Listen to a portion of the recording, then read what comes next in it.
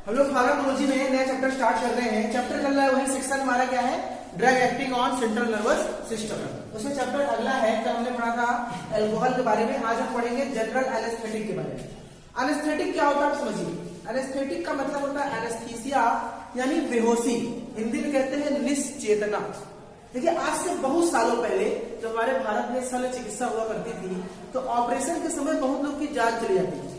क्यों जाती थी?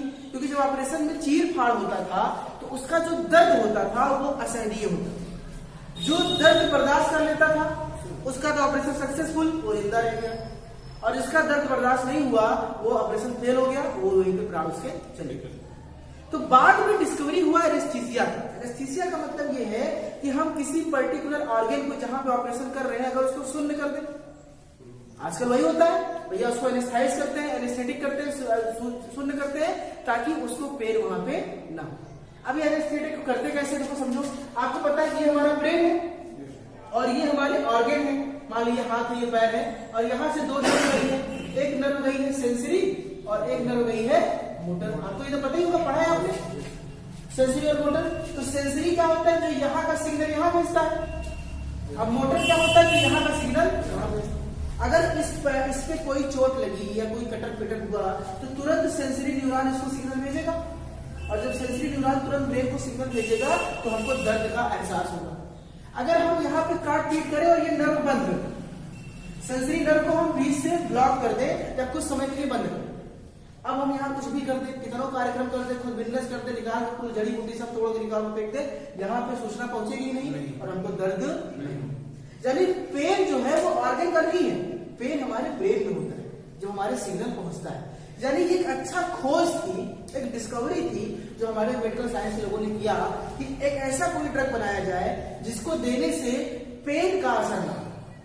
तो लोगों ने समझा कि भाई सेंसरी नर्व को ब्लॉक कर दो तो ब्रेन तक पहुंचेगा ही नहीं। जब ब्रेन तक पहुंचेगा ही नहीं तो हम कितना भी ऑपरेशन करें, चीर फाड़ करे, उसको दर्द नहीं होगा। जैसे आर्मी में जब हमारे फौजी लड़ाई करते हैं उनका एक हाथ उड़ जाता है, गोला बारूद से एक हाथ से गोली चलाते रहते हैं, दर्द नहीं होता हो, तुरंत इंजेक्शन लगाते हैं मॉर्फिन खट्ट से, इंजेक्शन लगा लिए दर्द खत्म हो थोड़ी देर के लिए। तो अब तुरंत दर्द में आराम के लिए हम लोग एनेस्थीसिया यूज करते हैं।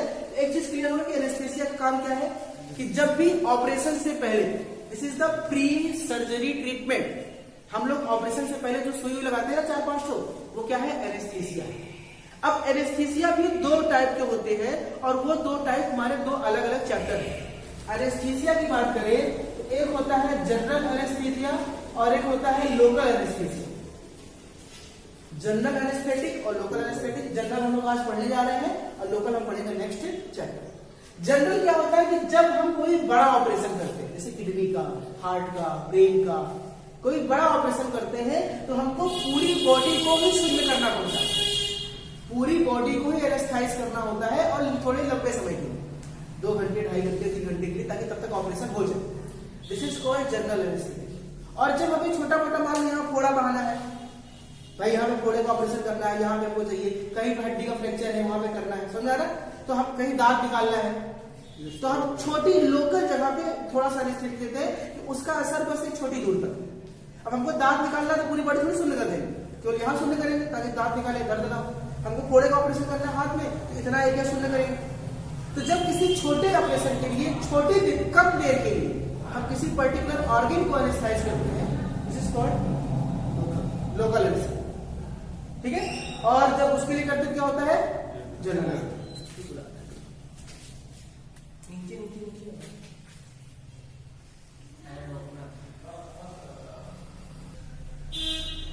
ठीक है, हमने समझ लिया कि क्या काम होता है जनरल एनेस्थेटिक का और क्या होता है लोकल एनेस्थेटिक। तो इस चैप्टर में क्या पढ़ने जा रहे हैं, जनरल एनेस्थेटिक। तो इसमें क्या होता है बताया सिंपल सा कि क्या है, ये प्री सर्जरी ट्रीटमेंट है। जब हम कोई बड़ा ऑपरेशन करते हैं तो हमारी बॉडी को कुछ तरीके से एनेस्थाइज करना होता है, उसके लिए हम क्या कहते हैं, जनरल। दूसरा हमारा classification of general anaesthetic.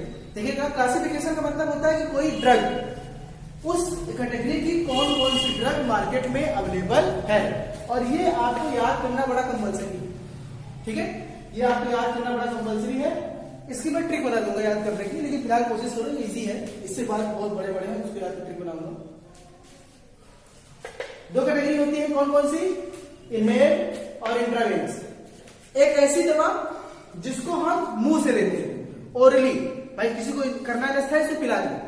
Inhaled मतलब या तो हम मुंह से लेंगे या तो हम ना जो भी होता है ना एरोसोल के थ्रू, नाक के थ्रू हम इंजेक्शन लेते हैं, और दूसरा इंट्रावेनस मतलब इंजेक्शन लगाएंगे। तो इनहेल्ड में दो कैटेगरी है, वोलेटाइल लिक्विड जो लिक्विड फॉर्म में है, और दूसरा जो गैस फॉर्म में।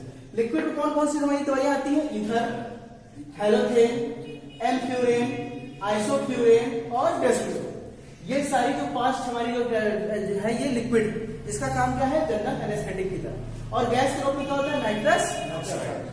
फिर इंट्रावेनस जिसका इंजेक्शन लगाते डॉक्टर लोग, मैक्सिमम यूज किया जाता है एग्जाम्पल हॉस्पिटल्स में, थायोपेंटीन, प्रोपोफोल, एटोमेटेट, बेंजोडाइजेपिन और कीटामिन। इन दोनों का नाम खूब सुना होगा आपने, बेंजोडाइजेपिन और कीटामिन के नाम से आता है, कीटामिन हाइड्रोक्लोराइड के नाम से आता है।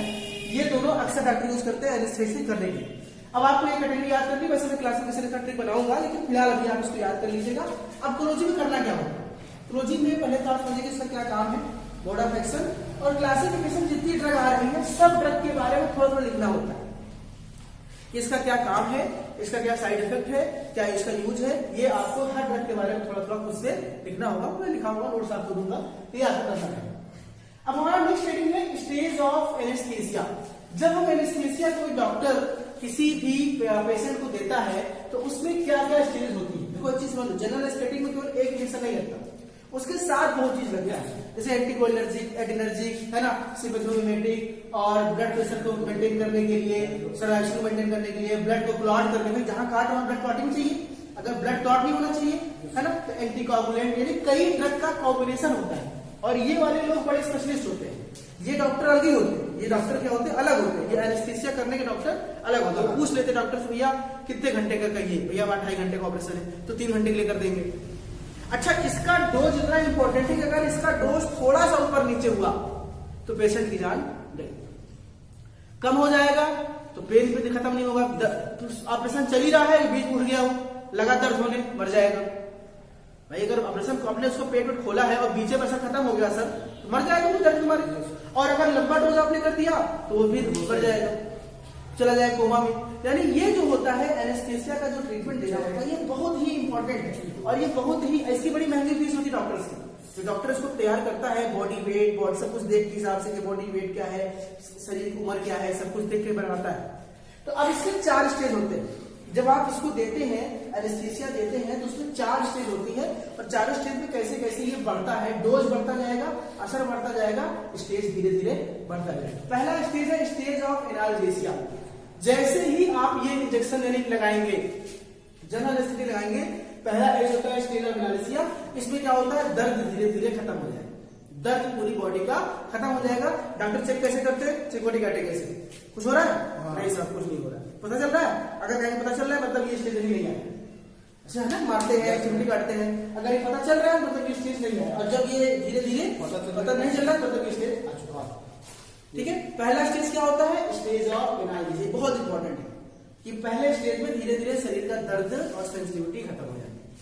फिर जैसे जैसे डोज बढ़ेगा, समय बढ़ेगा, दूसरा है स्टेज ऑफ डिलीरियम। अब इस कंडीशन में पेशेंट की आंख वांख बंद होने लगती है, वो बेहोश होने लगता है, वो निश्चेत होने लगता है। भाई लोकल एनेस्थेटिक में तो नहीं बेहोश होगा, लेकिन जनरल के केस में वो बेहोश होने लगता है, उसकी आंख वांख बंद होने लगती है, और धीरे धीरे धीरे उसके शरीर में नशा होने से, नशा होता है, एक नशे की कंडीशन आती है। डिलीरियम मतलब ये होता है नशा या भ्रम, उसको लगता है कुछ हो रहा है, कुछ नहीं हो रहा, और धीरे धीरे नशे में आके वो बेहोश हो जाएगा। उसके सारे सिस्टम बॉडी के काम करते रहेंगे, बस ब्रेन की फंक्शनिंग धीरे धीरे कम हो जाएगी। इसे बोलते हैं स्टेज ऑफ डिलीरियम। धीरे धीरे वो चला जाएगा, नींद में चला जाएगा। कहां चला जाएगा? नींद। तीसरा है stage of surgical anaesthesia.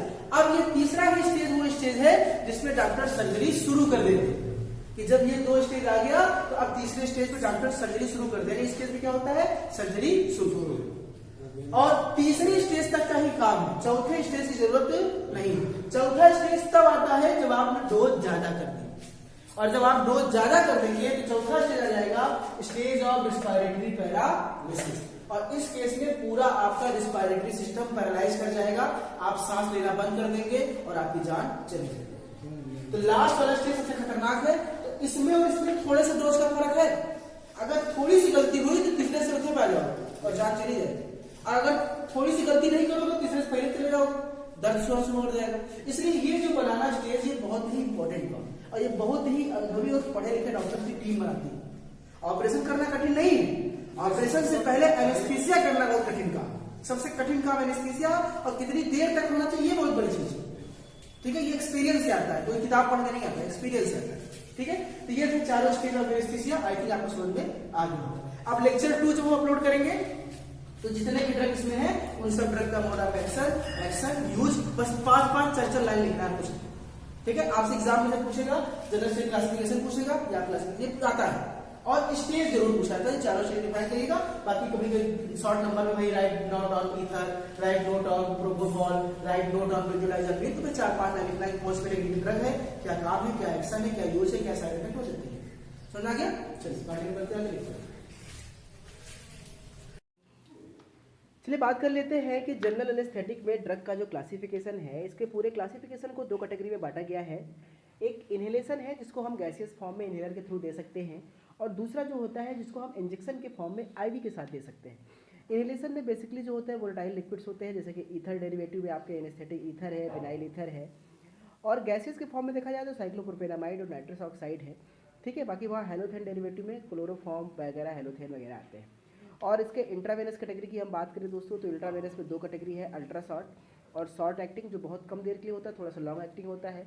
Ultra short में बेसिकली बार्बिचुरेट ड्रग होती है, थायोपेंटोन, सोडियम, मिथोबार्बिटोन, और नॉन बार्बिचुरेट ड्रग में देखा जाए तो कीटामीन, एस्थेन और आपके प्रोपेनोलॉल है। बस यही इंपॉर्टेंट ड्रग है जो कि एज ए लोकल एनेस्थेटिक है। अब हम बात करते हैं दोस्तों इनके क्लासिफिकेशन वगैरह की, अलग अलग ड्रग्स की हम बात करेंगे थोड़ा सा, ये कौन कौन से ड्रग है। तो उस ड्रग में पहली बात करते हैं डाई एथिल ईथर की। नाम से ही लग रहा है इसमें बहुत कुछ डिटेल नहीं पढ़ना है। डाई एथिल ईथर की बात अगर करें तो इसमें आप देख रहे हैं कि कार्बन की चेन है, दोनों तरफ एथिल ग्रुप लगा है और बीच में ऑक्सीजन ग्रुप है, तो ईथर है, डाई एथिल ईथर। ठीक है, या इसके स्ट्रक्चर को इस तरह से बना सकते हैं C2H5 करके। इसकी प्रॉपर्टीज़ को डिस्कस कर लेते हैं क्या क्या होता है। तो ये colourless clear very mobile liquid होता है, क्योंकि लिक्विड फॉर्म में है। कैरेक्टरिस्टिक्स देखा जाए ऑर्डर स्वीट और बर्निंग टेस्ट होता है। वेरी वोलाटाइल इन नेचर होते हैं, इसके साथ साथ वेरी इन्फ्लामेबल है। ठीक है, 1 part of the soluble 10 part of the water, यानी वाटर में करीब ये घुलनशील है, यानी वो सॉल्युबल है 10 पार्ट करीब। और it is miscible with alcohol, chloroform, benzene and fixed oil के साथ ये मिक्सिबल होते हैं।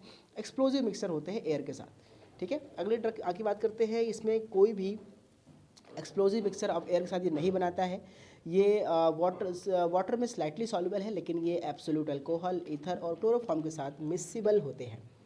ठीक है, आगे बात करते हैं। इसका बॉइलिंग पॉइंट करीब 50 डिग्री सेल्सियस होता है। ये एजोट्रॉपिक मिक्सचर बनाता है डाई एथिल ईथर के साथ। What is the azeotropic mixture दोस्तों, कि जब भी कोई ऐसे सोल्यूशन जिसमें कोई मिक्सचर जिसमें 2-3 अलग अलग कंपोनेंट मिले हो और सबके बॉइलिंग पॉइंट अलग हो, उनको एजोट्रॉपिक मिक्सचर कहते हैं। स्टेबिलिटी आप जानते हैं, इसको हमेशा slowly in expose to layer decompose होता है, इसलिए इसको हमेशा एयर से इफेक्ट होने के लिए इसको प्रेशर के साथ मॉइस्चर के फॉर्म में बचाने के लिए इसको हम एल्युमिनियम के या ब्रास के या लेड के कंटेनर में इसको रखा जाता है। इसको टाइटली क्लोज कंटेनर में रखते हैं। लाइट रेजिस्टेंट रखना चाहिए, 25 डिग्री टेम्परेचर इसको मेंटेन होना चाहिए। यूज़ की बात कर ले दोस्तों, तो ये बेसिकली जनरल एनेस्थेटिया के रूप में यूज़ होते हैं। सर्जरी से पहले लोगों को दिया जाता है प्री एनेस्थेटिक मेडिकेशन के साथ। ऑफिशियल प्रिपरेशन इसका हेलोथेन बीपी है। ठीक है, ब्रांड नेम ये फ्लूथेन या फ्लोपेन के नाम से आता है। साइक्लोप्रोपेन ड्रग के बारे में जान लेते हैं। स्ट्रक्चर देखिए, प्रोपेन रिंग साइक्लिक स्ट्रक्चर है, तो साइक्लोप्रोपेन नाम हो गया। प्रॉपर्टीज़ की बात करें तो ये कलरलेस है, इन्फ्लेमेबल गैस है, इसमें कैरेक्टरिस्टिक ऑर्डर्स होते हैं। इसके साथ साथ ये पंजेंट टेस्ट है और फ्रीली सॉल्युबल अल्कोहल होते हैं। लिक्विड 4 से 6 एटमॉस्फेरिक प्रेशर पे लिक्विड फॉर्म में कन्वर्ट हो जाते हैं और ये एक्सप्लोसिव मिक्सचर बनाता है एयर के साथ। जी हाँ, इस पर ध्यान दीजिएगा। स्टेबिलिटी स्टोरेज जैसा पहले था बिल्कुल, इसको मेटल के सिलेंडर में रखते हैं। गैस को कंप्रेस करके रखते हैं, ठंडा करके रखते हैं ताकि ये एक्सप्लोसिव ना हो जाए। ठीक है, आगे बात कर ले। इसका जो केमिकल सिंबल जो होता है गैस का, वो हमेशा सिलेंडर के ऊपर लिखा जाना चाहिए। यूज़ की बात करें तो ये मोस्ट पोटेंट गैसेस एनेस्थेटिक होता है। एनाल्जेसिक प्रॉपर्टी भी इसके साथ साथ इसमें होती है। ठीक है, ये एजोट्रॉपिक मिक्सचर बनाता है हेलोथेन के साथ। ये ऑर्डिनरी ऑक्सीडाइजिंग एजेंट के साथ बहुत जल्दी ऑक्सीडाइज हो जाते हैं। ठीक है, स्टेबिलिटी और स्टोरेज की बात करें तो जैसे पहला था बिल्कुल, इसको ऑक्सीजन और लाइट से बचाने के लिए इसको वेल क्लोज कंटेनर में रखते हैं। मेटालिक कंटेनर होना चाहिए और ठंडे प्लेस पे इसको रखना चाहिए। लेबल कंटेनर के ऊपर जरूर लिखा होना चाहिए कि कौन सी गैस है। ठीक है, ये वेरी इन्फ्लेमेबल है, इसलिए इसको हमेशा नेकेड फ्लेम के पास नहीं रखते हैं। यहाँ पे भी फ्लेम आग के पास इसको नहीं रख सकते हैं। इसके साथ इसके वो जो पोर्सन है वो स्टेबलाइजर इसको डाल के इसको स्टेबिलिटी बनाई जाती है। यूज़ की बात करें तो दोस्तों ये एनेस्थेटिक जो है ईथर है, इसको जनरल एनेस्थीसिया के तौर पर यूज़ करते हैं, जो कि हम पढ़ रहे हैं। एज ए सॉल्वेंट भी यूज होता है एनेस्थेटिक ईथर BPIP। एक लास्ट ड्रग है हेलोथेन। स्ट्रक्चर देख लीजिए हेलोथेन का, 2 कार्बन की चेन है, एथेन लगा हुआ है इसलिए नाम एथेन, और एथेन के साथ हेलोजन ग्रुप लगे हुए हैं इसलिए इसका नाम हेलोथेन हो गया। क्लोरो, हाइड्रो, फ्लोरो, प्रोमो ये लगा हुआ, तो 2 ब्रोमो 2 क्लोरो 111 ट्राई फ्लोरो जिसका नाम होता है केमिकल। प्रॉपर्टीज़ देखिए, ये कलरलेस है, मोबाइल वोलेटाइल लिक्विड है। बाकी इसका स्टोरेज बिल्कुल सेम जैसे आपने पहले किया था। प्रॉपर्टीज़ और यूज भी जो है बिल्कुल सेम है जैसे कि आपने पहले लिखा था। ये सफिशियंट है आपके लिए, इतना ही पर्याप्त है दोस्तों।